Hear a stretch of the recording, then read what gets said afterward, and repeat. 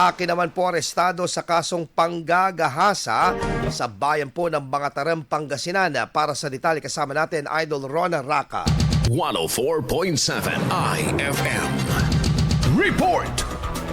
Kulungan ang bagsak ng isang 18 anyos na lalaki sa bisa ng ikinasang operasyon ng mga Tarang Police Station sa Barangay Burgos sa nasabing bayan. Ang lalaki ay tukoy na most wanted person dahilan ng kinakarap nitong kaso na statutory rape. Sa panayam kay mga Tarang Police Station Chief of Police, Police Major Arturo Melchor Jr., naganap ang insidente matapos mag-inuman ng akusado at biktima na kalaunay humantong umano sa pangahalay.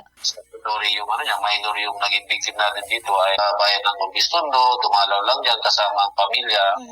At nakipag-inuman ito kasi victim natin, minor victim natin sa suspect po. Then, during the drinking session nila, sumama itong babae, yung minor natin, at dito nga sa bayan ng mga Tarang yung napili na puntahan. Okay. At may napunta silang dito parang no?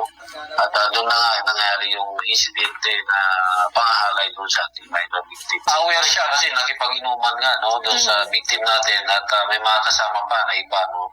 At sa pag-iimbestiga, pag-siyasat natin ay yun nga, during nung nalasing na itong victim natin, dinala dito sa bayan ng mga Tarang at pinasok sa in. At accordingly, dahil nasa minor ay pineke yung edad nung nagtanong yung in management, kaya pinapasok sila. Samantala, walang inirekomendang piyansa ang kaso ng sospek. Mula rito sa IFM Digupan, ito si Idol Rona Raca. Tatak, IFM. IFM News. IFM News. IFM News.